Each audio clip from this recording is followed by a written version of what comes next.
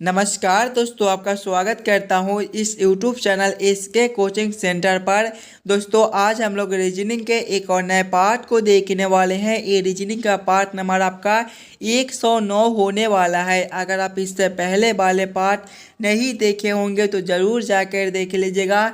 इस वाले पार्ट के अंदर आज हम लोग रीजनिंग के 14 महत्वपूर्ण प्रश्न को देखने वाले हैं, जो कि आपको आने वाले आगामी सभी परीक्षाओं के लिए काफ़ी महत्वपूर्ण होने वाला है। सभी प्रश्न आपके अलग अलग पार्ट से लिए गए हैं और सभी प्रश्न आपके लिए काफ़ी महत्वपूर्ण है। कुछ इसी प्रकार के प्रश्न आपको अभी एग्जाम में पूछे जाते हैं, तो आप हमारे साथ अंत तक जरूर बने रहिएगा और सभी प्रश्न को हम लोग एकदम शॉर्टली के साथ सॉल्व करेंगे। तो चलिए हम लोग 1 नंबर क्वेश्चन की ओर चलते हैं। क्वेश्चन नंबर 1 आपको कर है, नीचे दिए गए प्रश्न में संबंधित शब्द को चुनिए। संबंधित शब्द चुनने के लिए बोला जा रहा है। प्रश्न आपको कर है, जिस प्रकार से मुर्गी का संबंध अंडा के साथ है उसी प्रकार से आप लोगों से पूछ रहे हैं पेड़ का संबंध कौन सा शब्द के साथ होगा, जो इस वाले क्वेश्चन मार्क पे भरे जाएंगे। काफ़ी ये महत्वपूर्ण प्रश्न है, तो पहले आप लोग वीडियो को रोककर खुद से ज़रूर सॉल्व करने की कोशिश कीजिएगा। सबसे पहले आप लोग ये समझने की कोशिश कीजिएगा मुर्गी से आपका अंडा किस प्रकार से संबंधित है। ये मुर्गी से अंडा किस प्रकार से लिख रहा है, उसी प्रकार से आप लोग सोचेगा पेड़ से आपका कौन सा शब्द बनेगा, जो इस वाले क्वेश्चन मार्क पे भरे जाएंगे। ध्यान से देखिएगा, तो मुर्गी जो है वो अंडा देती है, उसी प्रकार से देखिएगा तो पेड़ आपका फल देता है। फल आपके ऑप्शन नंबर डी में दिए गए हैं, जो कि आपके सही उत्तर हो जाएंगे। जिस प्रकार से मुर्गी से अंडा संबंधित है उसी प्रकार से आपका पेड़ से फल संबंधित हो जाएगा। चलिए अगले प्रश्न की ओर हम लोग चलेंगे, क्वेश्चन नंबर 2 की ओर। क्वेश्चन नंबर 2 आपको कर है, नीचे दिए गए प्रश्न में संबंधित संख्या को चुनिए। संबंधित संख्या चुनने के लिए बोला जा रहा है। प्रश्न आपको कर है, जिस प्रकार से 7 का संबंध 56 के साथ है उसी प्रकार से आप लोगों से पूछ रहे हैं 11 का संबंध कौन सा संख्या के साथ होगा, जो इस वाले क्वेश्चन मार्क पे भरे जाएंगे। ये भी प्रश्न आपके लिए काफ़ी महत्वपूर्ण प्रश्न है, तो पहले आप लोग खुद से ज़रूर सॉल्व करने की कोशिश कीजिएगा। सबसे पहले आप लोग ये समझने की कोशिश कीजिएगा ये 7 से 56 किस प्रकार से लिख रहा है। 7 को हम लोग क्या करेंगे ताकि हमारा 56 बन जाए, उसी प्रकार से हम लोग सोचेंगे 11 से हमारा कौन सा संख्या बनेगा, जो इस वाले क्वेश्चन मार्क पे भरे जाएंगे। ध्यान से देखिएगा, 7 से 56 लिखा हुआ है। 7 से 56 हम लोग किस प्रकार से ला सकते हैं, अगर हम लोग 7 गुना 8 करेंगे तो हमारा 56 हो जाएगा।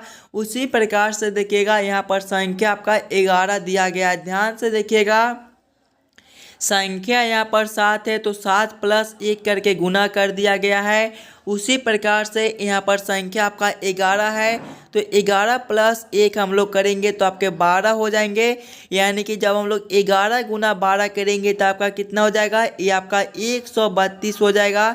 132 आपका ऑप्शन नंबर सी में दिया गया है, जो कि आपके सही उत्तर हो जाएंगे। इस वाले क्वेश्चन मार्क पे आपका 132 भरा जाएगा। चलिए अगले प्रश्न की ओर हम लोग चलेंगे, क्वेश्चन नंबर 3 की ओर। ये रहा क्वेश्चन नंबर 3। क्वेश्चन नंबर 3 आपको करा है, नीचे दिए गए श्रृंखला को पूरा करें। इस बार आपको श्रृंखला सीरीज से रिलेटेड प्रश्न दिया गया है। एक श्रृंखला दिया गया है और यहाँ पर क्वेश्चन मार्क है। इन्हीं क्वेश्चन मार्क पे आपका कौन सा संख्या भरा जाएगा, ये आप लोगों से पूछ रहा है। जब भी आपको श्रृंखला सीरीज से रिलेटेड प्रश्न देखने को मिले तो सबसे पहले हम लोग श्रृंखला को ध्यान से देखते हैं और समझने की कोशिश करते हैं हमारा किस प्रकार का श्रृंखला दिया गया है, इसे हम लोग कैसे जल्द से जल्द सॉल्व कर सकते हैं। देखिए पहले आपका 100 लिखा हुआ है, 100 के आगे आपका 50 दिया गया है, 50 के आगे आपका 52 दिया गया है, 52 के आगे आपका 26 है, 26 के आगे आपका 28 दिया गया है, 28 के आगे आपका क्वेश्चन मार्क है और क्वेश्चन मार्क के आगे आपका 16 और 8 दिया गया है। ध्यान से देखिएगा श्रृंखला को, तो पहले आपका 100 से 50 लिखा हुआ है, इसमें आपके भागा 2 कर दिया गया है। आगे देखिएगा 50 से 52 है प्लस 2 है, 52 से आपका 26 है फिर से भागा 2 है, 26 से 28 है प्लस 2 है, आगे आपका क्वेश्चन मार्क के देखिएगा भागा 2 प्लस 2 भागा 2 प्लस 2, यानी कि एक बार भागा 2 करता है तो एक बार प्लस 2 करता है। यहाँ पर आपका प्लस 2 है तो अगले आपके जो है वो भागा 2 हो जाएंगे। जब हम लोग 28 भागा 2 करेंगे तो ये आपके 14 हो जाएंगे। आगे देखिएगा आपका 16 लिखा हुआ है, यानी कि इसमें आपका प्लस 2 है और इससे आगे आपका 8 है, यानी कि इसमें आपका भागा 2 है। 14 आपका कौन सा ऑप्शन में है? 14 आपका ऑप्शन नंबर ए में दिया गया है, जो कि आपके सही उत्तर हो जाएंगे। इस वाले क्वेश्चन मार्क पे आपका 14 भरा जाएगा। चलिए अगले प्रश्न की ओर हम लोग चलेंगे, क्वेश्चन नंबर 4 की ओर। क्वेश्चन नंबर 4 आपको कर रहा है, नीचे दिए गए प्रश्न में लुप्त संख्या ज्ञात करें। मिसिंग नंबर से रिलेटेड प्रश्न आपका यहाँ पर क्वेश्चन मार्क दिया गया है। इस वाले क्वेश्चन मार्क पे आपका कौन सा संख्या भरा जाएगा ये आप लोगों से पूछ रहा है। मिसिंग नंबर से रिलेटेड प्रश्न है और ये काफ़ी महत्वपूर्ण प्रश्न है, तो पहले आप लोग वीडियो को रोककर खुद से ज़रूर सॉल्व करने की कोशिश कीजिएगा। इस वाले क्वेश्चन मार्क पे आपका कौन सा संख्या भरा जाएगा। देखिए जब भी हमें इस प्रकार के मिसिंग नंबर से रिलेटेड प्रश्न देखने को मिले तो ऐसे प्रश्न को हम लोग दो तरीके से सॉल्व करने की कोशिश कर सकते हैं। सबसे पहले हम लोग प्रश्न को इस लाइन से सॉल्व करने की कोशिश करेंगे, ये 4 और 10 से 6 कैसे लिख रहा है, 12 और 96 से 48 कैसे लिख रहा है। उसी प्रकार से हम लोग सोचेंगे 16 और 152 से हमारा कौन सा संख्या बनेगा जो इस वाले क्वेश्चन मार्क पे भरे जाएंगे। अगर इस वाले लाइन से प्रश्न सॉल्व नहीं होते हैं तो फिर हम लोग इस वाले लाइन से सॉल्व करने की कोशिश करेंगे। 4 और 12 से ये 16 कैसे लिख रहा है, 10 और 96 से 152 कैसे लिख रहा है। उसी प्रकार से हम लोग सोचेंगे 6 और 48 से हमारा कौन सा संख्या बनेगा जो इस वाले क्वेश्चन मार्क पे भरे जाएंगे। देखिएगा पहले हम लोग इस वाले लाइन से सॉल्व करने की कोशिश करेंगे। 4 और 10 से आपका ये 16 कैसे लिख रहा है।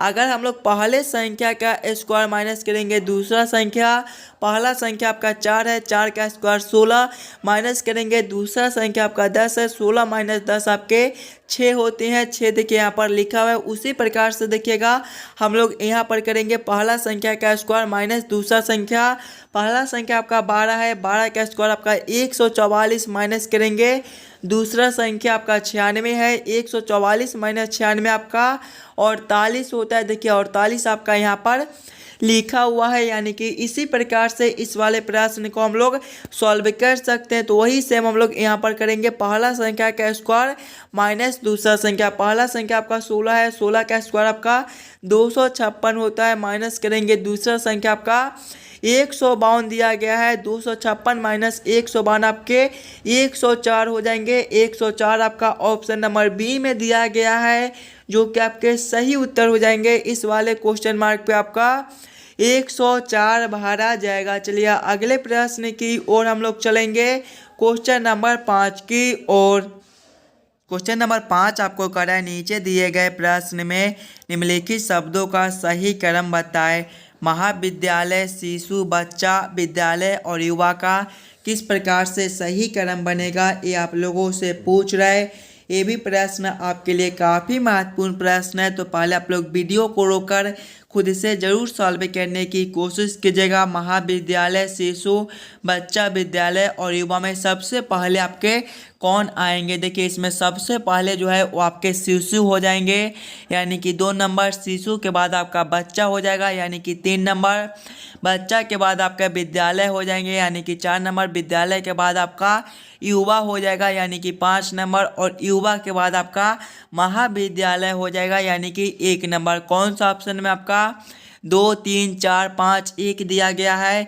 2, 3, 4, 5, 1 आपके ऑप्शन नंबर डी में दिए गए हैं, जो कि आपके सही उत्तर हो जाएंगे। चलिए अगले प्रश्न की ओर हम लोग चलेंगे, क्वेश्चन नंबर 6 की ओर। ये रहा क्वेश्चन नंबर 6। क्वेश्चन नंबर 6 आपको कर रहा है, नीचे दिए गए प्रश्न में विषम संख्या को पहचान करें। विषम संख्या चुनने के लिए बोला जा रहा है। प्रश्न आपको कह रहा है कि चारों ऑप्शन में आपका सबसे अलग ऑप्शन कौन सा दिया गया है। जब भी आपको विषम संख्या चुनने के लिए बोले तो पहले आप लोग चारों ऑप्शन को ध्यान से देखिएगा और समझने की कोशिश कीजिएगा। ये चारों ऑप्शन में आपका सबसे अलग ऑप्शन कौन सा दिया गया है। ऑप्शन ए में आपका 163 है, ऑप्शन बी में 131 है, ऑप्शन सी में 137 है और ऑप्शन डी में आपका 166 दिया गया है। ध्यान से देखिएगा तो 163, 131 और 137 आपके अभाज्य संख्या है, जबकि ऑप्शन डी में देखिएगा 166 आपका भाज्य संख्या होता है, यानी कि सबसे अलग ऑप्शन आपका डी दिया गया है। क्वेश्चन नंबर 6 का आपका ऑप्शन नंबर डी जो है वो सही हो जाएंगे। चलिए अगले प्रश्न की ओर हम लोग चलेंगे, क्वेश्चन नंबर 7 की ओर। ये रहा क्वेश्चन नंबर 7। क्वेश्चन नंबर 7 आपका वेन डायग्राम से रिलेटेड प्रश्न है। ये भी प्रश्न आपके लिए काफ़ी महत्वपूर्ण प्रश्न है, तो पहले आप लोग खुद से ज़रूर सॉल्व करने की कोशिश कीजिएगा। पति पत्नी और परिवार का किस प्रकार से आपका वेन डायग्राम बनेगा, ये आप लोगों से पूछ रहे। देखिए जब भी आपको वेन डायग्राम से रिलेटेड प्रश्न देखने को मिले तो सबसे पहले आप लोग ये समझने की कोशिश कीजिएगा पति पत्नी और परिवार में कौन किसके साथ संबंधित है, किसके अंदर हम लोग किसको रख सकते हैं। ध्यान से देखिएगा तो परिवार के अंदर आपका पत्नी और परिवार के अंदर आपका पति दोनों होता है। तो सबसे पहले हम लोग परिवार के लिए एक गोला बना लेंगे और परिवार के अंदर ही आपके पति और पत्नी दोनों आ जाएंगे कुछ इस प्रकार से। इस प्रकार का आपका Venn diagram option number D में दिया गया है, जो कि आपके सही उत्तर हो जाएंगे। चलिए अगले प्रश्न की ओर हम लोग चलेंगे, क्वेश्चन नंबर 8 की ओर। ये रहा क्वेश्चन नंबर 8। क्वेश्चन नंबर 8 आपको करे यदि एल का अर्थ गुना, एम का अर्थ भाग, पी का अर्थ जोड़, क्यू का अर्थ घटाओ तो दिए गए समीकरण का मान ज्ञात कीजिए। समीकरण है आपका 16p 24 m 8 q 6 m 2 l 3 बराबर क्वेश्चन मार्क। इस वाले क्वेश्चन मार्क पे आपका कौन सा संख्या भरा जाएगा ये आप लोगों से पूछ रहे। ये भी प्रश्न आपके लिए काफ़ी महत्वपूर्ण प्रश्न है, तो पहले आप लोग खुद से ज़रूर सॉल्व करने की कोशिश कीजिएगा। सबसे पहले आप लोग प्रश्न को ध्यान से पढ़िएगा और समझने की कोशिश कीजिएगा प्रश्न आपको क्या कह रहा है। ऐसे प्रश्न को हम लोग कैसे जल्द से जल्द सॉल्व कर सकते हैं। देखिए प्रश्न आपको कह रहा है कि एल का अर्थ गुना है, यानी कि एल के जगह पे हम लोग गुना को रखेंगे। एम का अर्थ आपका भाग है, यानी कि एम के जगह पे हम लोग भाग को रखेंगे। पी का अर्थ आपका जोड़ है, पी के जगह पे जोड़ को रखेंगे। और क्यू का अर्थ आपका घटाव है, क्यू के जगह पे घटाव को रखकर इस वाले समीकरण को हम लोग हल कर लेंगे। देखिएगा आपका 16p 24 पहले दिया गया है, पी का अर्थ आपका जोड़ है तो यहाँ पर आपके जोड़ 24 हो जाएंगे। उसके बाद आपका एम है, एम का अर्थ आपका भाग है तो यहाँ पर आपके भागा 8 हो जाएंगे। उसके बाद आपका क्यू है, क्यू का अर्थ घटाव है तो यहाँ पर आपके घटाव 6 हो जाएंगे। उसके बाद आपका एम है, एम का अर्थ आपका भाग है तो यहाँ पर आपके फिर से भागा 2 हो जाएंगे। उसके बाद आपका एल है, एल का अर्थ गुना है तो यहाँ पर आपके गुना 3 हो जाएंगे। जब इस वाले समीकरण को हम लोग हल करेंगे तो सबसे पहले आपका भाग का काम होगा, उसके बाद गुना का, उसके बाद घटाव का, उसके बाद हम लोग जोड़ के काम करेंगे। पहले हम लोग भाग के काम करेंगे। देखिएगा 16 प्लस करेंगे 24 भागा 8 आपके 3 हो जाएंगे। घटाओ देखिएगा 6 भागा 2 करेंगे तो ये आपके 3 हो जाएंगे और 3 गुना करेंगे 3। देखिएगा 16 प्लस 3 आपके 19 हो जाएंगे। माइनस करेंगे 3 गुना 3 आपके 9 हो जाएंगे। 19 माइनस 9 आपके 10 होते हैं। 10 आपके ऑप्शन नंबर सी में दिए गए हैं, जो कि आपके सही उत्तर हो जाएंगे। इस वाले क्वेश्चन मार्क पे आपका 10 भरा जाएगा। चलिए अगले प्रश्न की ओर हम लोग चलेंगे, क्वेश्चन नंबर 9 की ओर। क्वेश्चन नंबर 9 आपको कराई दी गई आकृति में कितने त्रिभुज है। इस वाले आकृति में टोटल कितने ट्रायंगल त्रिभुज बनते हैं ये आप लोगों से पूछ रहा है। ये जो प्रश्न है आपके लिए काफ़ी महत्वपूर्ण प्रश्न है, तो सबसे पहले आप लोग वीडियो को रोककर खुद से ज़रूर काउंटिंग करने की कोशिश कीजिएगा। इस वाले आकृति में आपके टोटल कितने ट्रायंगल त्रिभुज बनते हैं। देखिए जब भी आपको ट्रायंगल त्रिभुज काउंटिंग करने के लिए बोले तो सबसे पहले आप लोग फिगर को ध्यान से देखिएगा और समझने की कोशिश कीजिएगा आपका किस प्रकार का आकृति फिगर दिया गया है। इसमें हम लोग कैसे जल्द से जल्द ट्रायंगल त्रिभुज काउंटिंग कर सकते हैं। ध्यान से देखिएगा।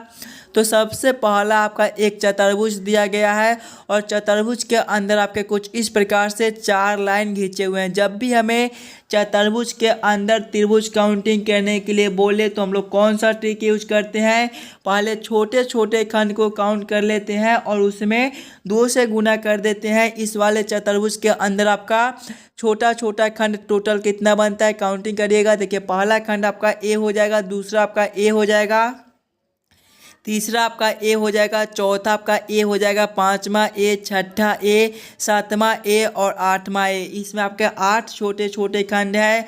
8 गुना 2 करेंगे तो आपके 16 हो जाएंगे, यानी कि इस वाले चतुर्भुज में आपका जो है वो 16 त्रिभुज बनता है। आगे देखिएगा तो 17वां आपका ए हो जाएगा, 18वां आपका ए त्रिभुज हो जाएगा, 19वें को देखिएगा तो 19वां आपका यहाँ से लेकर यहाँ तक एक बनता है, ये आपके 19वें हो जाएंगे। और 20वें को देखिएगा तो इसी प्रकार से आपका यहाँ से लेकर यहाँ तक भी आपका एक त्रिभुज बनता है, ये आपके 20वें हो जाएंगे। देखिएगा 20 आपका कौन सा ऑप्शन में दिया गया है, ऑप्शन नंबर सी में आपका 20 दिया गया है, जो कि आपके सही उत्तर हो जाएंगे। इस वाले आकृति में आपके टोटल 20 ट्रायंगल त्रिभुज बनते हैं। क्लियर है। चलिए अगले प्रश्न की ओर हम लोग चलेंगे, क्वेश्चन नंबर 10 की ओर।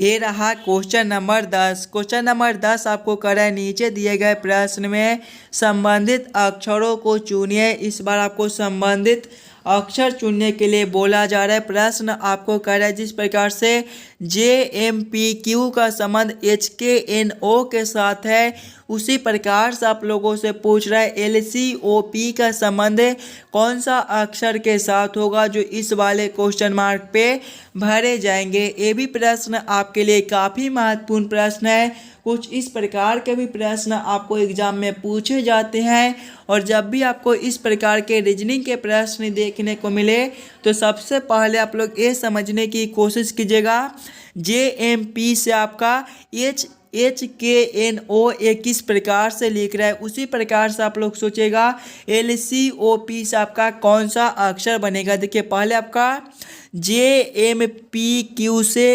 HKNO किस प्रकार से लिख रहा है, देखिएगा HKNO किस प्रकार से लिख रहा है, ये हम लोग सोचेंगे। ध्यान से देखिएगा सिंगल सिंगल अक्षर को, तो आपका जे से H लिखा हुआ है, जे आपके 10वें पर होते हैं, H आपके 8वें पर होते हैं, -2 है। आगे देखिएगा M से आपका K लिखा हुआ है, M आपके 13वें पर होते हैं और K आपके 11वें पर होते हैं, -2 है। आगे देखिएगा P से आपका N है, P आपके 16वें पर होते हैं, N आपके 14वें पर होते हैं, -2 है। Q से आपका O लिखा हुआ है, Q आपके 17वें पर होते हैं और O आपके जो है O 15वें पर होते हैं, यहाँ पर आपका -2 है। यानी कि सभी अक्षर में -2 -2 -2 कर दिया गया है। उसी प्रकार से हम लोग LCOP के भी सभी अक्षर में -2 -2 -2 कर देंगे। देखिएगा L -2 आपके कितने हो जाएंगे, L आपके 12वें पर होते हैं, 12 -2 आपके 10 और 10वें पर आपका J होता है। आगे देखिएगा आपका C है, C -2 आपके कितने हो जाएंगे, C आपके तीसरे पर होते हैं, 3 -2 आपके 1 और पहले पर आपका A होता है। आगे देखिएगा आपका O है, O -2 आपके कितने हो जाएंगे, O आपके 13वें पर होते हैं, 13 -2 आपके 11 और 11वें पर आपका K होता है। आगे देखिएगा तो आपका O -2 आपके 13 होते हैं और 13वें पर आपका M होता है, यहाँ पर K नहीं आपका M भरा जाएगा। O जो है वो आपके 15वें पर होते हैं और 15 -2 जब हम लोग करेंगे तो आपके 13 हो जाएंगे और 13वें पर आपका M होता है। आगे देखिएगा आपका P है, P -2 आपके कितने हो जाएंगे, P आपके 16वें पर होते हैं, 16 -2 आपके 14 और 14वें पर आपका N होता है। कौन सा ऑप्शन में आपका JAMN दिया गया है, देखिएगा JAMN आपके ऑप्शन नंबर बी में दिए गए हैं, जो कि आपके सही उत्तर हो जाएंगे। इस वाले क्वेश्चन मार्क पे आपका JAMN भरे जाएंगे। क्लियर है। चलिए अगले प्रश्न की ओर हम लोग चलेंगे, क्वेश्चन नंबर 11 की ओर। ये रहा क्वेश्चन नंबर 11। क्वेश्चन नंबर 11 आपको करें नीचे दिए गए प्रश्न में विषम अक्षरों को पहचान करें। विषम अक्षर चुनने के लिए बोला जा रहा है। प्रश्न आपको करे कि चारों ऑप्शन में सबसे अलग ऑप्शन कौन सा दिया गया है। जब भी आपको विषम अक्षर चुनने के लिए बोले तो सबसे पहले आप लोग चारों ऑप्शन को ध्यान से देखिएगा और समझने की कोशिश कीजिएगा ये चारों ऑप्शन में आपका सबसे अलग ऑप्शन कौन सा दिया गया है। ऑप्शन ए में देखिएगा LPXOY दिया गया है। ऑप्शन बी में आपका RQST दिया गया है। ऑप्शन सी में आपका FBDLX दिया गया है और ऑप्शन डी में आपका MPONL दिया गया है। ध्यान से देखिएगा तो ऑप्शन ए में आपके 1 2 3 4 5 अक्षर दिए गए हैं। ऑप्शन बी में आपके यहाँ पर 5 अक्षर है। ऑप्शन बी में देखिएगा 1 2 3 4 अक्षर है। ऑप्शन सी में आपका 1 2 3 4 5 अक्षर है और ऑप्शन डी में आपका 1 2 3 4 5 अक्षर है। यानी कि ऑप्शन ए सी और डी में 5 अक्षर दिए गए हैं जो कि ऑप्शन बी में, जबकि आपका ऑप्शन नंबर बी में 4 अक्षर है तो सबसे अलग आपके ऑप्शन बी हो जाएंगे। यानी कि क्वेश्चन नंबर 11 का आपका ऑप्शन नंबर बी जो है वो सही हो जाएगा। चलिए अगले प्रश्न की ओर हम लोग चलेंगे, क्वेश्चन नंबर 12 की ओर। ये रहा क्वेश्चन नंबर 12। क्वेश्चन नंबर 12 आपको करें नीचे दिए गए प्रश्न आकृति का दर्पण प्रतिबिंब ज्ञात करें। यहाँ पर आपका एक प्रश्न आकृति दिया गया है। कुछ इस प्रकार का आपका प्रश्न आकृति है। इस वाले प्रश्न आकृति का आपका किस प्रकार से दर्पण प्रतिबिंब बनेगा ये आप लोगों से पूछ रहे हैं। देखिएगा दर्पण आपके जो है वो कुछ इस प्रकार से दिए गए हैं। जब भी आपको दर्पण प्रतिबिंब निकालने के लिए बोले तो दर्पण प्रतिबिंब में क्या होता है कि बाएं वाले दाएं में हो जाते हैं और दाएं वाले जो है वो आपके बाएं में हो जाते हैं। यानी कि जब हम लोग इस वाले प्रश्न आकृति को कुछ इस प्रकार से उलटेंगे तो आपका किस प्रकार का आकृति बनेगा। देखिएगा पहले तो आपका ये चारों खंड कुछ इसी प्रकार के हो जाएंगे। उसके बाद आपका जो यहाँ पर घटाव है ये आपके इस वाले खंड में हो जाएंगे और गुना ये जो यहाँ पर है ये आपके इस वाले खंड में हो जाएंगे। भाग आपका जो इस वाला खंड में है इस वाले खंड में हो जाएंगे और जोड़ जो आपका इस वाला खंड में है ये वाले खंड में आ जाएंगे। यानी कि इसका दर्पण प्रतिबिंब कुछ इस प्रकार से बनेगा। इस प्रकार का उत्तर आकृति आपका ऑप्शन नंबर डी में दिया गया है जो कि आपके सही उत्तर हो जाएंगे। क्वेश्चन नंबर 12 का आपका ऑप्शन नंबर डी जो है वो सही बनता है। चलिए अगले प्रश्न की ओर हम लोग चलेंगे, क्वेश्चन नंबर 13 की ओर। ये रहा क्वेश्चन नंबर 13। क्वेश्चन नंबर 13 आपको कह रहा है नीचे दिए गए प्रश्न आकृति कौन सा उत्तर आकृति में निर्मित है ये आप लोगों से पूछ रहा है। यहाँ पर आपका एक प्रश्न आकृति दिया गया है। कुछ इस प्रकार के आपके प्रश्न आकृति दिए गए हैं और प्रश्न आप लोगों से पूछ रहा है कि इस प्रकार के प्रश्न आकृति आपका कौन सा उत्तर आकृति में दिया गया है। सबसे पहले आप लोग प्रश्न आकृति को ध्यान से देखिएगा और सभी आकृति में सभी उत्तर आकृति में देखिएगा इस प्रकार का प्रश्न आकृति आपका कौन सा उत्तर आकृति में दिया गया है। ध्यान से देखिएगा ऑप्शन नंबर डी में तो आपका कुछ इस प्रकार का जो है उत्तर आकृति दिया गया है। देखिएगा जिस प्रकार से यहाँ पर प्रश्न आकृति है उसी प्रकार का यहाँ पर आपका उत्तर आकृति दिया गया है। यानी कि क्वेश्चन नंबर 13 का आपका ऑप्शन नंबर डी जो है वो सही हो जाएंगे। चलिए अगले प्रश्न की ओर हम लोग चलेंगे, क्वेश्चन नंबर 14 की ओर। ये जो प्रश्न है ये आपके होमवर्क के तौर पे छोड़े जाते हैं। काफ़ी महत्वपूर्ण प्रश्न है तो पहले आप लोग खुद से ज़रूर सॉल्व करने की कोशिश कीजिएगा और जितने बच्चे इस वाले यूट्यूब चैनल पर नए हो चैनल को सब्सक्राइब और वीडियो को लाइक ज़रूर करके जाइएगा। और इस वाले प्रश्न को हम लोग अगले पार्ट में फिर से देख लेंगे और आप लोग एक बार ये भी कमेंट करके बताइएगा कि 14 प्रश्न में से आप लोग कितने प्रश्न को खुद से सॉल्व किए हो। चलिए हम लोग मिलते हैं आपसे अगले वीडियो में। धन्यवाद।